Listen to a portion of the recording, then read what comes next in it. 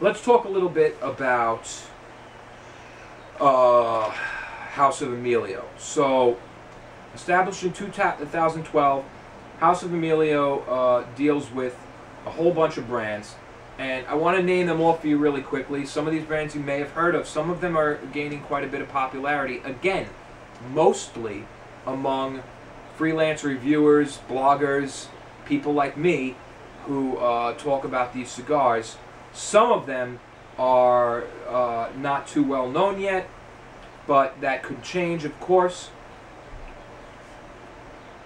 The first brand is 1502.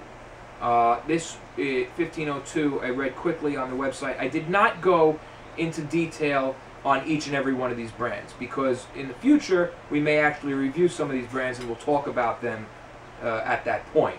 But just to let you know, 1502, because I was wondering what the hell does that stand for.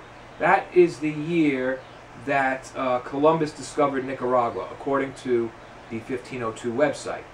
And like most of these other brands, 1502 already has several different lines. They go by the ruby, the emerald, the black, and basically you have your, medium, your mild, your full, and they're all different blends. And 1502 happens to be one that seems to be getting a little more recognition. The next one, Ezra Zion, seems to be getting the most recognition. They also have a personalized website of their own, and a lot of high scores given by, again, bloggers, reviewers, people like me.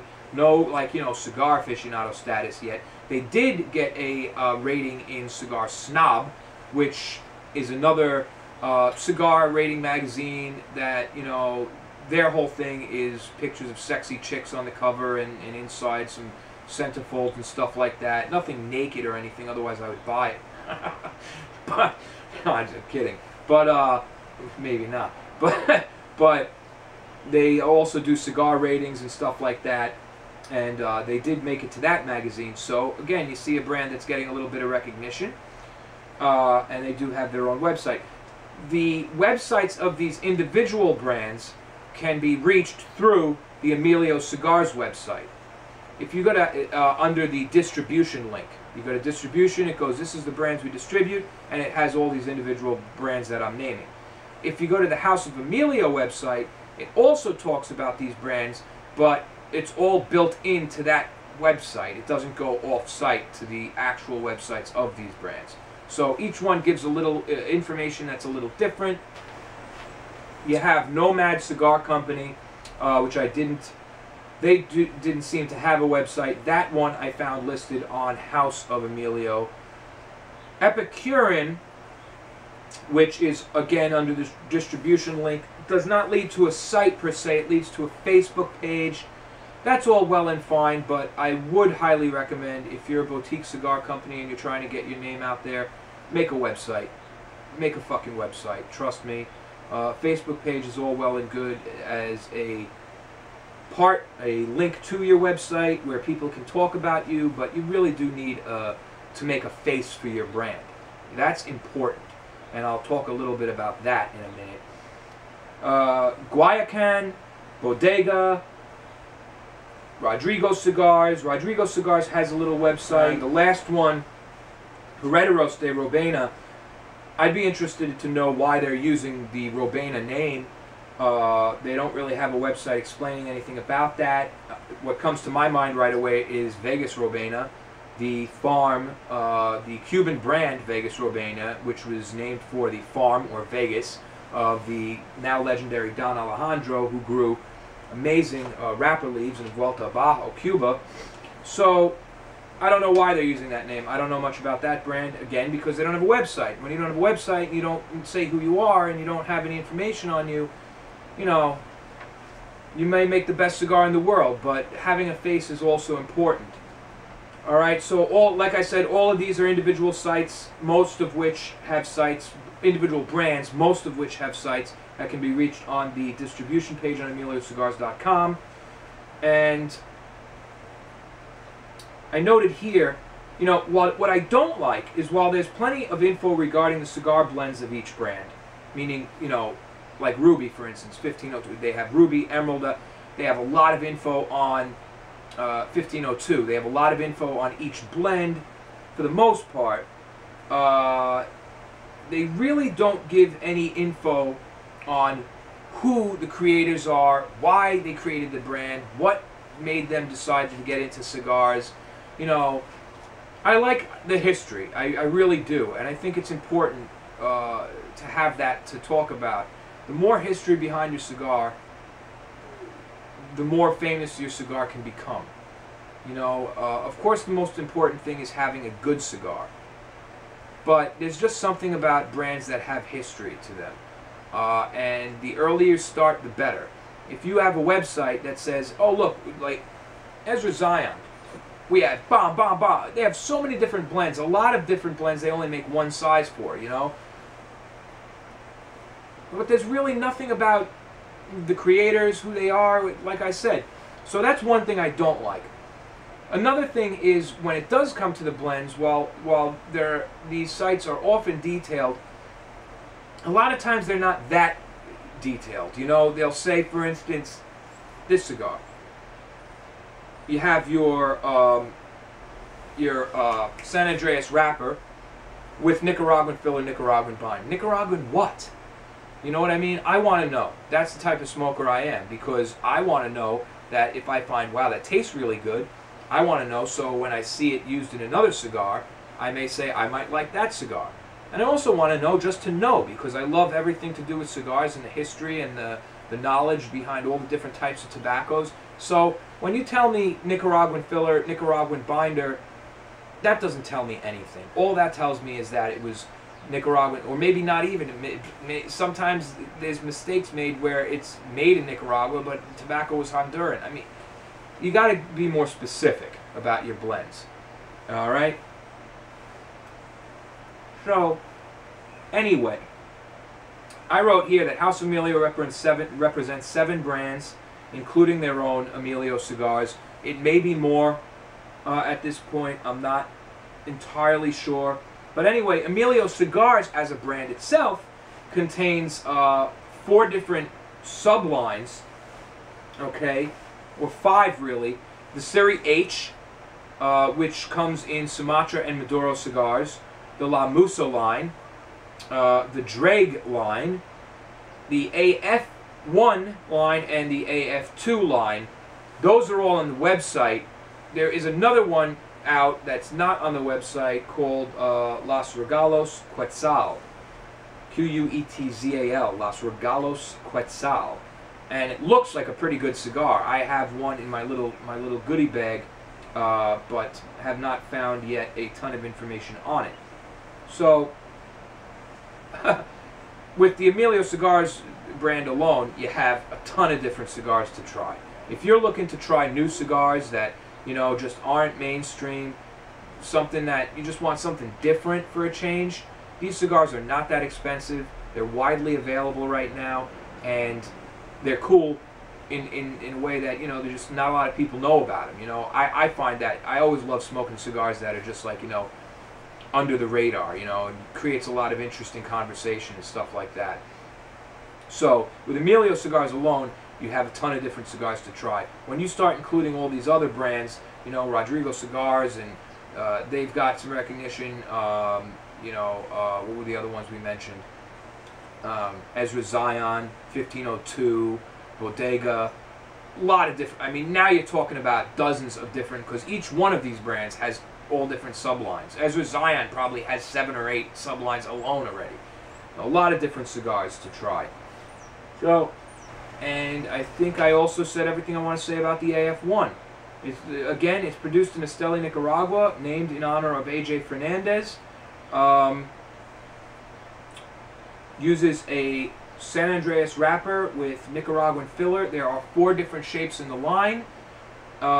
This is the Toro 6x50. There's also a big, almost a 60 ring gauge. I believe it's a 58, 6x58. And then there's a Torpedo and a Robusto. So a whole bunch of different sizes for you people who need a specific size or like a specific size more than another. They come in boxes of 20, and again, they're relatively inexpensive.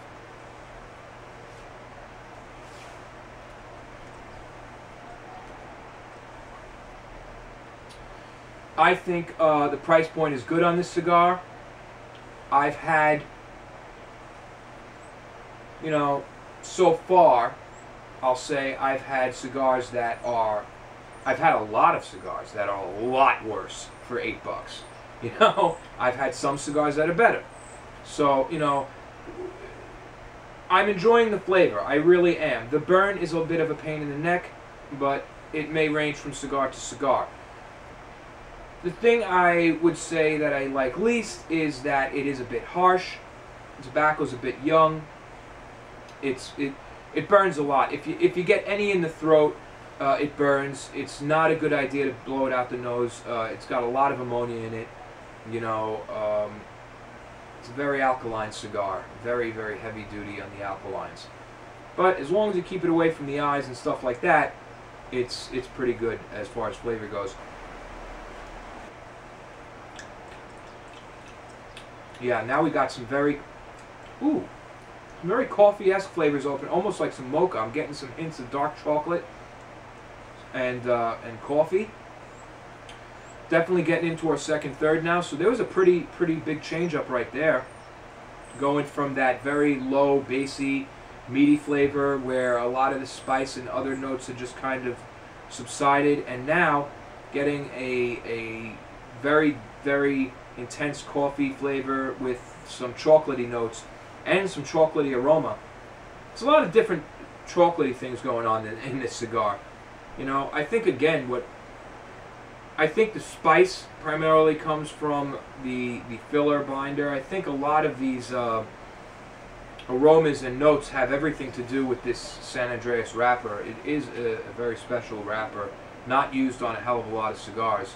I mentioned before, earlier in the video, one of the few cigars that I know of that use this wrapper is the Dominican Romeo y Julieta Limitada, which came in, if anybody remembers, those ruby red tubes, 3 different sizes, very expensive, but probably the best cigar ever made by the Dominican Romeo y Juliet line. So, I think, without further ado, we have, you know, we're getting down into our second. We have some more cigar to review. Why don't we go over a couple of viewer emails I have here that have to do more with the, you know, non-Cuban range, as we are smoking a non-Cuban cigar. So, yeah, that'll be interesting. Well, everything was going fine, coming back together. Happened again. I let it go out, cleaned it out, another big hole. Big hole.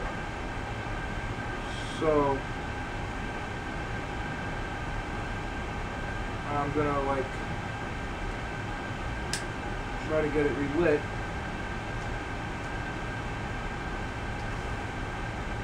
Can't get more lit than that, but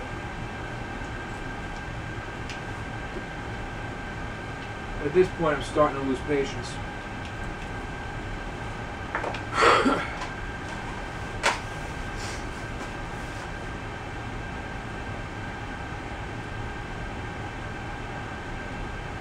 It's a shame too. Just as I was starting to get some, again, every time that happens, I was starting to get all of a sudden some deep coffee notes opening up, and then some really nice kind of like a very deep toasted almondy flavor, and then bang. So what we have here is a good cigar with a lot of draw issues. Okay, so Mitch Rogers, yes, the man is back. Made my day to see you put up another video.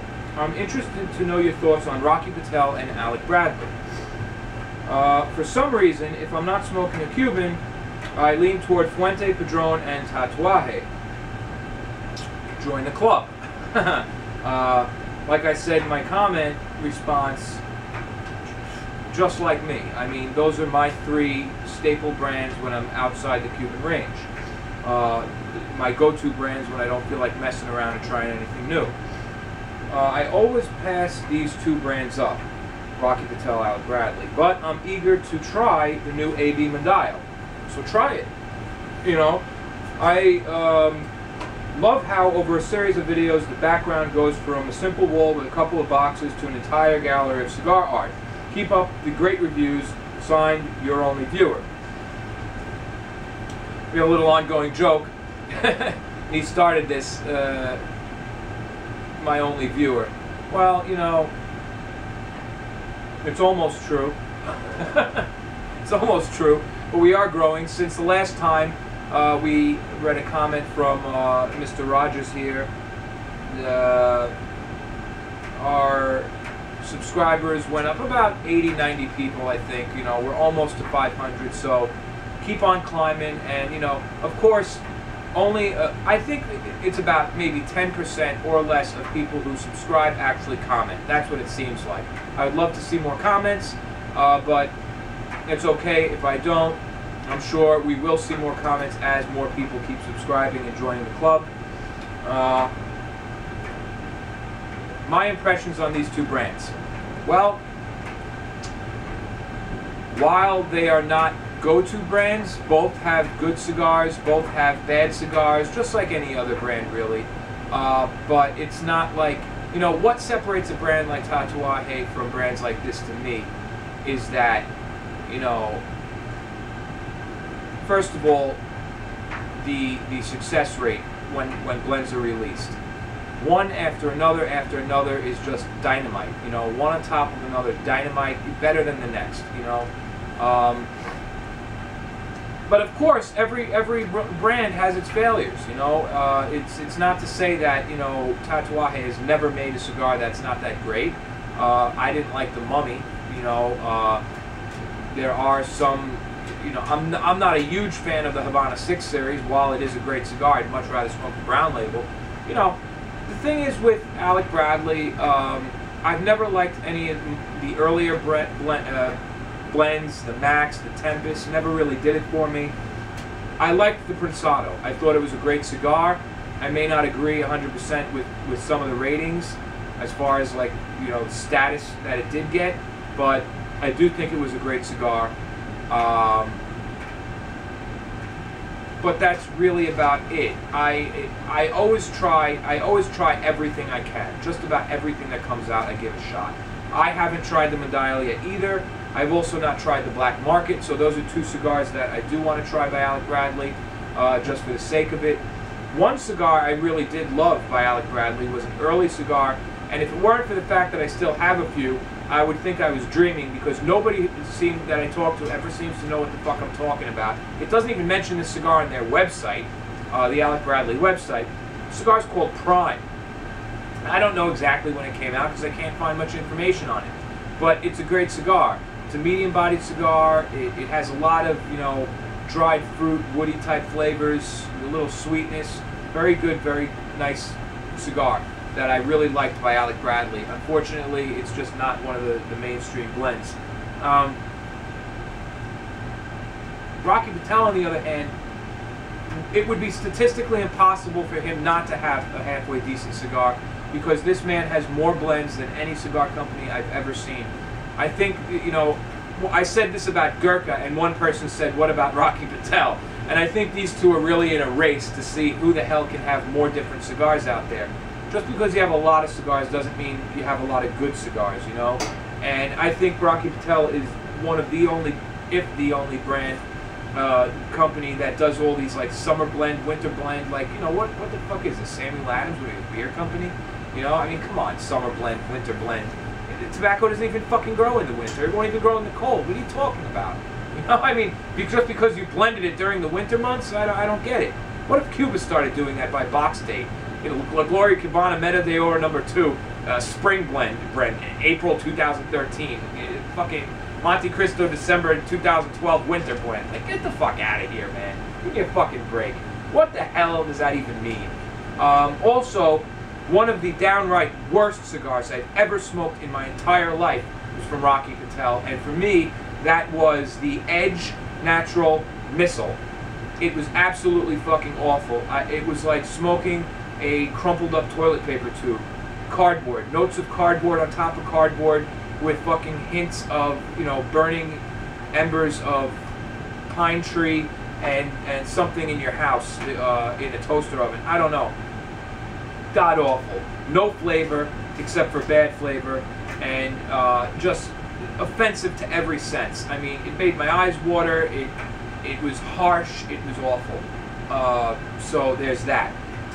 On a more positive note, I thought the Decade was a good cigar. It was very good at the time it came out. There really weren't a lot of things competing with it, except for Padron, which was crushing everybody at the time. So to even get mentioned at that point in time was a big honor, and they did fairly well with that. It was a good cigar. To me, it's no Padron, but it was a good cigar.